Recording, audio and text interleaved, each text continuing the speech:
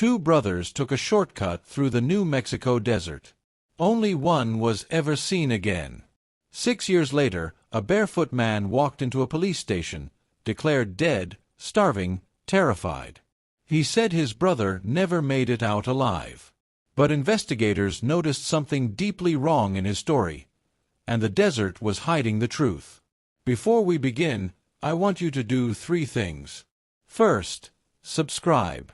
Because stories like this don't just vanish when the video ends. They stay with you. Second, turn on notifications. Some stories are too disturbing to miss when they drop. And third, listen carefully. Every detail matters. In 2003, 2 brothers disappeared while driving through the high desert of New Mexico. No wreckage. No witnesses. No phone calls. Just silence. Search teams combed the land for weeks before the case went cold. The official explanation? Exposure. Disorientation. A tragic accident. But families know when the truth doesn't fit. 6 years later, in the early hours of a rain-soaked November morning, a barefoot man stumbled into a sheriff's substation in Flagstaff, Arizona. He was malnourished, filthy, barely coherent. When deputies ran his fingerprints, they froze. The man had been declared dead. And his brother, the one everyone believed survived, was never found. Tonight, you'll hear what happened in the desert. What kind of place swallows people whole? And how survival sometimes demands a lie so dark, it becomes more terrifying than death itself. Stay until the end, because the truth doesn't reveal itself until the final moments. Caleb Rourke had always been the careful one. At 26, he mapped routes before road trips, checked tire pressure twice, and never drove without telling someone where he was going. His younger brother, Evan Rourke, was the opposite, impulsive, curious, restless in a way that made him feel alive only when something was uncertain. They were driving from Albuquerque to Las Vegas, Nevada, after attending a friend's wedding. Evan insisted on taking the scenic route, a long stretch of desert highway locals warned tourists to avoid at night. No cell service, Evan said, grinning as the sun dipped low. Exactly why we shouldn't, Caleb replied. But Evan won. He always did. At 8:14 p.m., their mother received a text. Taking the long way. Don't wait up. That was the last confirmed contact anyone ever had with the Rourke brothers. By morning, their rental car was found abandoned near a dry arroyo, doors unlocked, keys still in the ignition. No blood. No signs of a struggle. Just 2 sets of footprints, leading away from the road. Only one set ever came back. Witnesses later remembered a woman. Mid-40s. Calm voice. Polite. Driving an old white utility truck with government-style plates. She was seen at a remote fuel station roughly 40 minutes before the brothers vanished. She asked if anyone was headed north. Said her vehicle had overheated. Said her radio wasn't working. Said she didn't feel safe alone out there. Security footage showed Caleb hesitating. Footage showed Evan smiling. The camera didn't capture them leaving together. It only showed the woman driving away. Caleb woke to darkness and the smell of metal. His wrists were zip-tied. His head throbbed.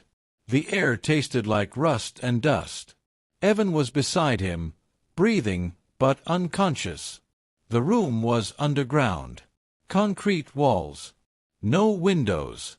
A single bulb humming overhead. A woman's voice came through a speaker. "You're not prisoners," she said. "You're guests who made dangerous choices."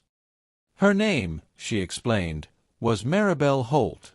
She ran a rehabilitation property for men who needed to be reset. Isolation, labor, obedience. "Think of it as a correction," she said. Caleb demanded they be released. Maribel laughed. "Your car's already been reported abandoned. The desert eats men like you every year." That night, Evan cried for the first time since childhood. They were given numbers. Caleb became subject 3. Evan became subject 4. No speaking unless spoken to. No resisting labor. No asking questions. Punishment came in silence, not beatings. Isolation. Deprivation. Watching the other suffer. Caleb complied. Evan didn't. He challenged her authority. Refused to kneel. Refused to thank her for food. And Maribel noticed.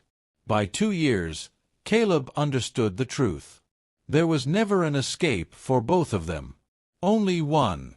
Maribel began favoring him, giving him water first, assigning him easier tasks, asking him questions about his childhood. "You're adaptable," she told him.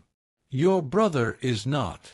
Evan planned constantly, watched patterns, counted steps.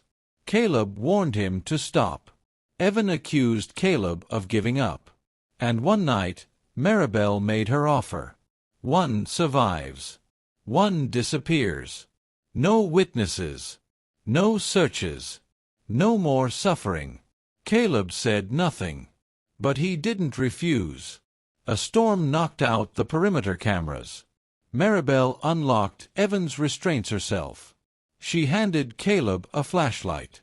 "Lead him west," she said. "The desert will decide." Evan ran believing freedom waited ahead. Caleb followed knowing the truth. When Evan collapsed from exhaustion, begging for rest, Caleb didn't help him up. He walked away. The desert finished what he started. Maribel kept her word. She released Caleb months later, gaunt, traumatized, coached. "You are Evan," she said. "The obedient one survived." She taught him details, memories, scars. When he walked into the Flagstaff station 6 years later, he wore Evan's name like a borrowed coat. Fingerprint records confirmed it. Caleb Rourke was officially dead. What investigators didn't expect was grief. During interviews, Evan mourned Caleb incorrectly. He cried over events that never happened. Told stories only the older brother would remember. A childhood injury Evan never had. A secret only Caleb knew. Detectives noticed. And when they returned to the desert with fresh eyes, they found something buried beneath the sand.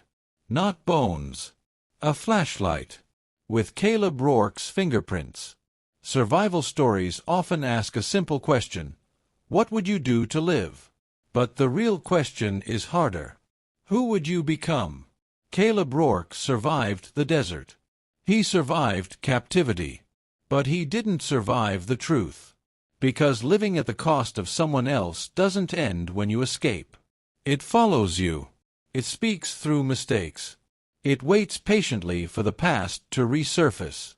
If this story unsettled you, it should have. Because the most dangerous prisons aren't underground. They're the lies people tell themselves to keep breathing. If you want more stories like this, stories where survival isn't victory, subscribe. If you believe the truth always leaves a trace, like this video. And if you think you would have chosen differently, ask yourself honestly, would you?